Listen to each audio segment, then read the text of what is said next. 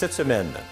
Plusieurs arrestations dans la région, de vol de voitures, introduction par effraction et capacité affaiblie. Une femme arrêtée avec de fausses cartes d'identité dans une institution bancaire de Louisville. Et plus de 72 000 $ amassés lors du souper bénéfice pour la Coop Santé du Grand Brandon. Bonjour, ici Danny Bérubé. Bienvenue à vos actualités régionales.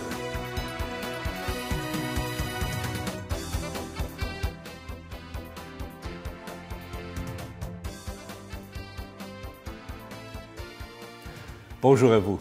J'espère que vous allez bien. Bienvenue à votre bulletin de la semaine du 3 mars 2025.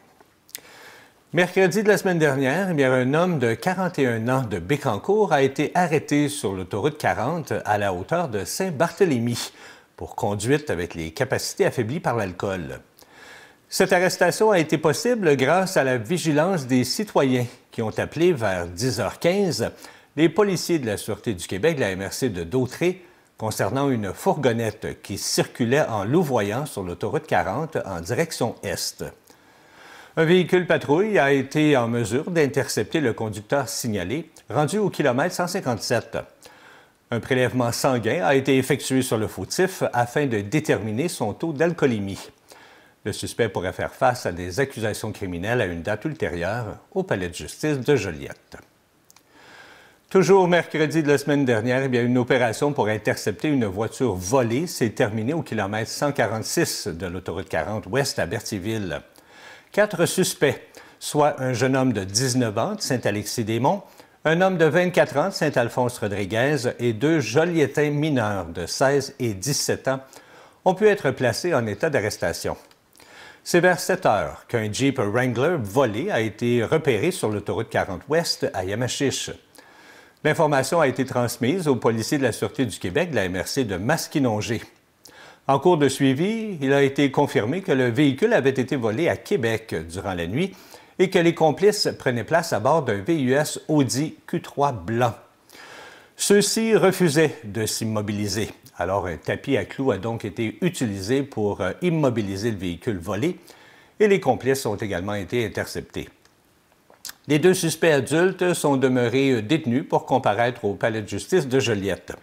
Ils pourraient faire face à diverses accusations en lien avec cet événement, notamment vol de véhicules, fuite, recel et possession d'outils de cambriolage. Les postes de la Sûreté du Québec, de la MRC de Masquinongé et de la MRC de Dautré ont été impliqués dans cette intervention. Le VUS Audi Q3 blanc a été saisi. Et du côté de Joliette, un homme de 29 ans a été arrêté dans la nuit de jeudi à vendredi dernier après une poursuite policière également alors qu'il conduisait aussi un camion volé. Vers 1h du matin, des agents de la Sûreté du Québec, de la MRC de Joliette, ont tenté d'intercepter le véhicule suspect. Le conducteur a refusé d'obtempérer et a pris la fuite. Après avoir abandonné le camion, le suspect a tenté de s'échapper à pied, mais il a été rapidement rattrapé et arrêté. L'homme de 29 ans de Joliette a été arrêté pour fuite et recel. Il pourrait faire face à des accusations ultérieurement. Il n'y a eu aucun blessé lors de cet événement.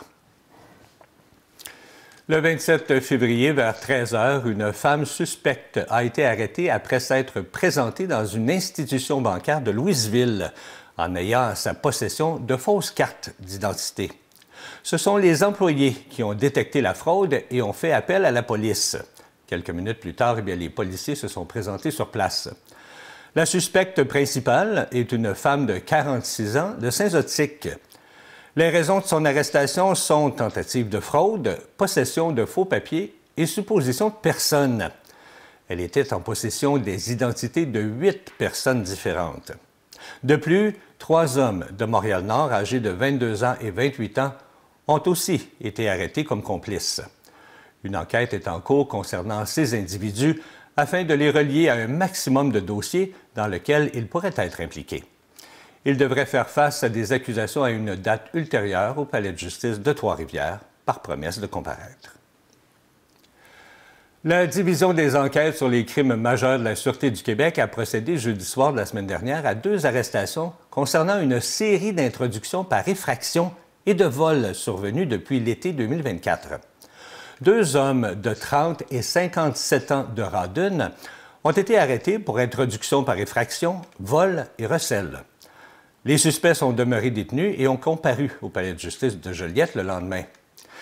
L'enquête a permis d'effectuer des perquisitions à 2 adresses de la rue Holiday à Rawdon. Depuis plusieurs mois, les suspects ciblaient les dépanneurs de stations-service et des commerces de restauration rapide. Ils s'introduisaient dans les commerces de différentes façons, dont par les fenêtres des services à l'auto. Ils auraient opéré de nuit à plus de 20 occasions dans différentes municipalités des régions de Lanaudière, des Laurentides, de Montréal et de la Montérégie. Ils ont volé principalement de l'argent, des cigarettes, des billets de loterie, de l'alcool et des vapoteuses. L'enquête se poursuit afin de relier ces suspects à d'autres dossiers. Robert Marceau, de Saint-Gabriel de Brandon, devra payer un montant total de 117 388 $ après avoir été déclaré coupable de 2 infractions à la loi sur la qualité de l'environnement. Il a été condamné premièrement à verser une amende de 40 000 $, en plus de rembourser les frais et les contributions applicables, ce qui revient à 27 388 $. Une ordonnance pénale l'ordonne également de verser une somme de 50 000 $ au Fonds de protection de l'environnement et du domaine hydrique de l'État. Le tout découle d'événements survenus entre le 6 août et le 14 septembre 2018, où M. Marceau a réalisé un projet impliquant une activité susceptible d'entraîner un rejet de contaminants dans l'environnement ou une modification de la qualité de l'environnement.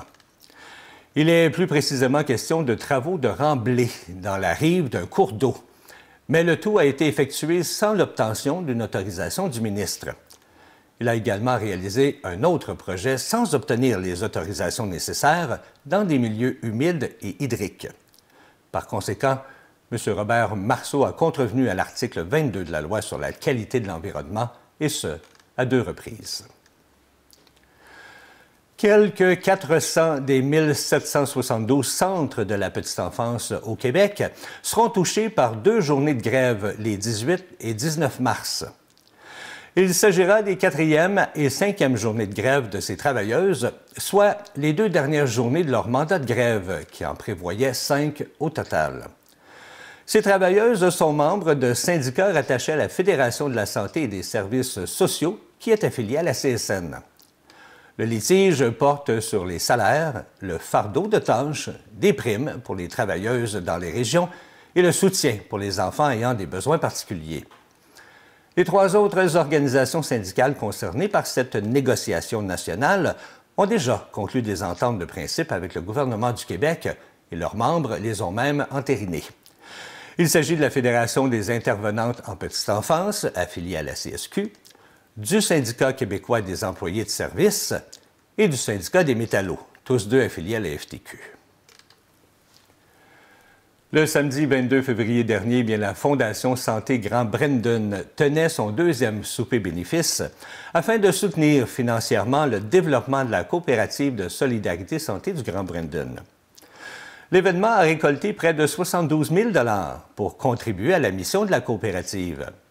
Sous la présidence de M. Pierre-Olivier Zappa, les 184 convives se sont rassemblés au Centre sportif et culturel de Brandon pour cette soirée. M. Zappa s'est dit très heureux de voir que les gens de la région s'unissent pour trouver des solutions aux défis relatifs à l'accès aux soins de santé qui touchent toute la population, que ce soit les familles ou les aînés. La mise en place de cette initiative, mobilisant plusieurs partenaires et représentant un investissement global de 1,6 million $, est majeure pour l'accès aux soins de santé des gens de la région. Robert Plante, président de la Fondation Santé Grand Brandon, précise que la structure, avant la mise en place de la corporative, desservait seulement 25 % de la population de la région. Cette solution maintenant permet, entre autres, à plusieurs d'éviter de se déplacer à Joliette ou à Louisville pour réussir à avoir un médecin pour un besoin mineur, en plus, bien sûr, de désengorger les urgences. Selon TVA Nouvelles, les ambulances de Joliette n'ont pas de pneus d'hiver. Et cette situation inquiète les employés. L'information a été soulevée par un syndicat qui représente les employés du préhospitalier. Toujours selon TVA Nouvelles, la compagnie ambulancière HRS, Service préhospitalier, a pris la décision de mettre des pneus non homologués à l'avant et des pneus d'hiver à l'arrière, en raison de l'usure prématurée des pneus d'hiver installés à l'avant. Le ministère des Transports et de la Mobilité durable indique que selon l'article 440.1 du Code de la sécurité routière, un véhicule lourd avec un poids de 4 500 kg et plus n'est pas obligé d'avoir des pneus d'hiver entre le 1er décembre et le 15 mars. Ce sont des conseillers techniques qui ont fait la recommandation de chausser les ambulances de pneus non homologués. De la neige, on en a eu plusieurs centimètres et comme l'hiver n'est pas encore terminé, je présume qu'on pourrait en avoir encore. Et quand une tempête s'abat sur notre région, nombreux sont les lanaudois à sortir la pelle afin de dégager la neige dans l'entrée ou la voiture. Les experts en santé rappellent qu'il faut rester très prudent lorsqu'il faut pelleter. Madame Francine Forget-Marin, directrice de la promotion de la santé et de la recherche à la Fondation des maladies du cœur et de l'AVC au Québec, déclare que si vous ne faites aucune activité physique, ce n'est peut-être pas une bonne idée d'aller pelleter de la neige du jour au lendemain. Selon la Fondation des maladies du cœur et de l'AVC, le taux de mortalité par crise cardiaque est environ 10 % plus élevé en hiver. Et le danger peut être encore plus élevé pour les personnes âgées. En plus de la fatigue liée au pelletage, le temps froid augmente la tension artérielle, ce qui constitue en soi un facteur de risque de maladie cardiaque et d'accident vasculaire cérébral, a expliqué Mme Forget-Marin. Quant au Dr Christopher Labo, cardiologue et épidémiologiste à Montréal, a indiqué que la plupart des gens n'évaluent pas pleinement à quel point le pelletage de la neige est exigeant physiquement.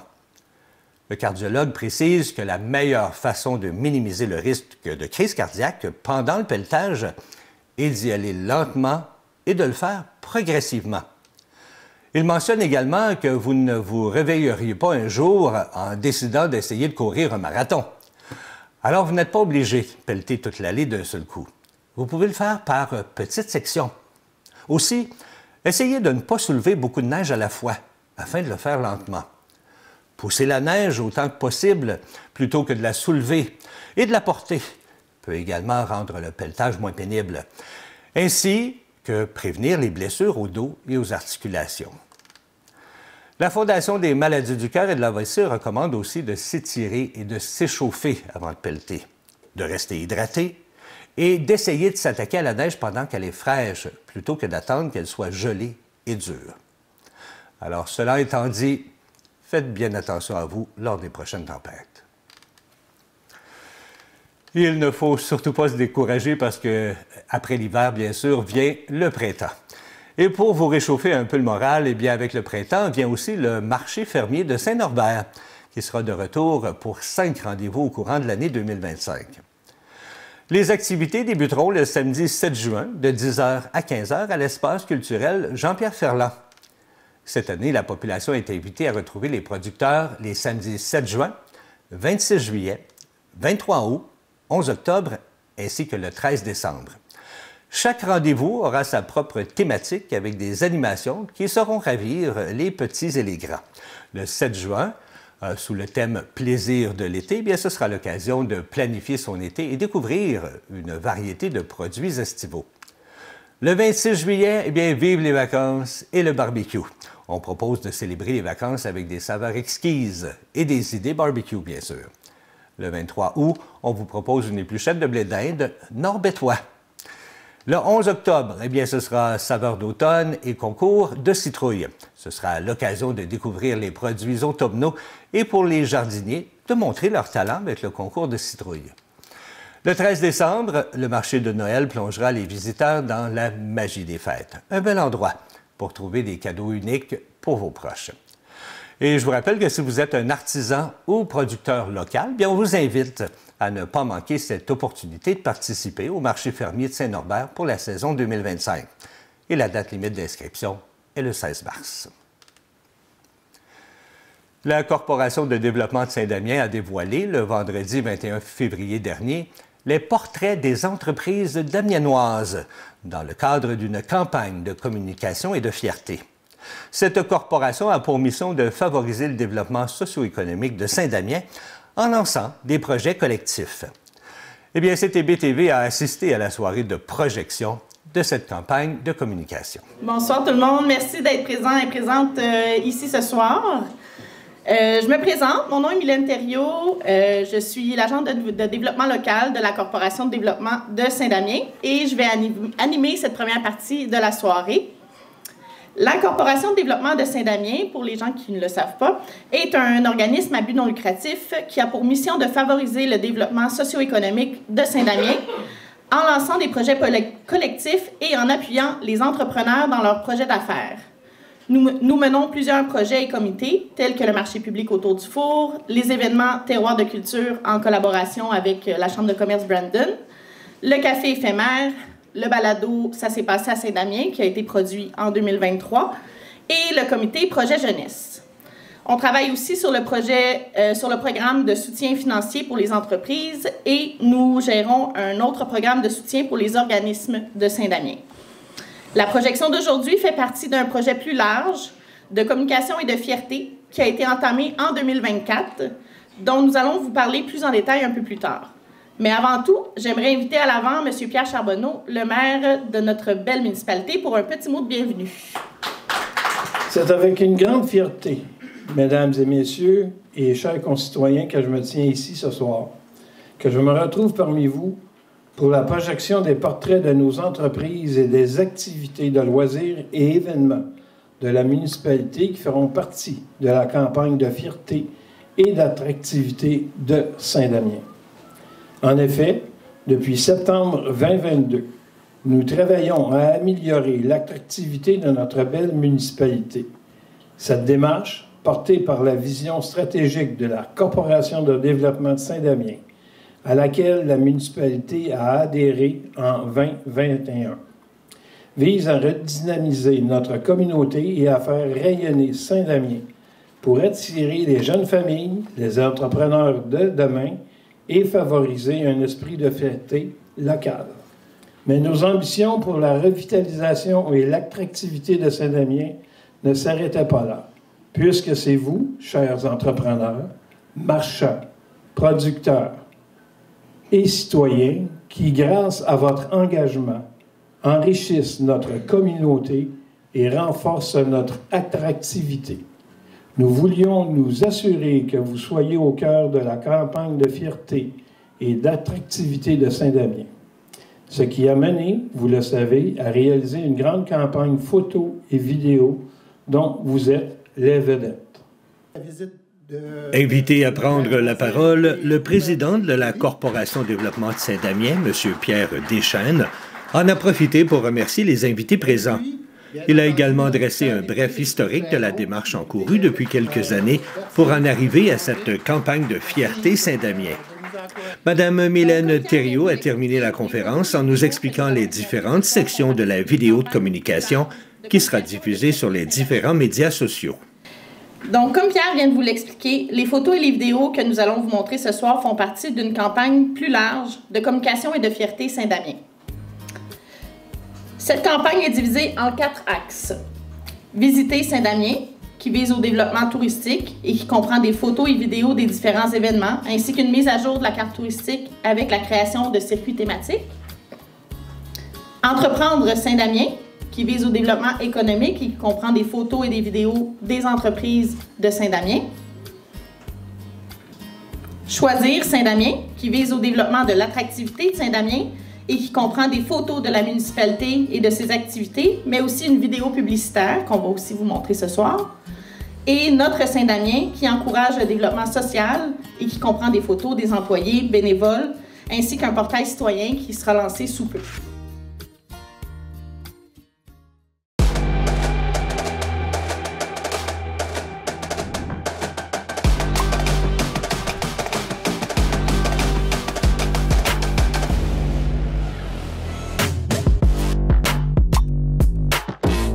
La région de Lanaudière s'apprête à accueillir les meilleures équipes U17 et U18 du pays pour une deuxième année consécutive. Ulysse Academy, une sommité nationale en matière de programme sport-études, a l'honneur d'accueillir encore cette année le championnat de la division Est de la Canadian Sports School Hockey League. Pour nous parler de cet événement, j'ai rencontré M. François Marcoux, responsable du comité organisateur. François Marcoux, qui est fondateur de Ulysse Academy. François, il y a quelque chose de gros là, qui s'en vient cette année pour une deuxième année, hein? Effectivement, on a l'honneur d'accueillir dans la région la deuxième édition de Championnat de l'Est du Canada, de la CSSHL, qui est quand même la plus grosse ligue scolaire élite au Canada. OK. Puis c'est pour les 17-18 ans, c'est ça, ouais. Les U17, U18 qu'on parle Exactement. de ça, les U17, donc dans le fond, c'est des 15-16 ans.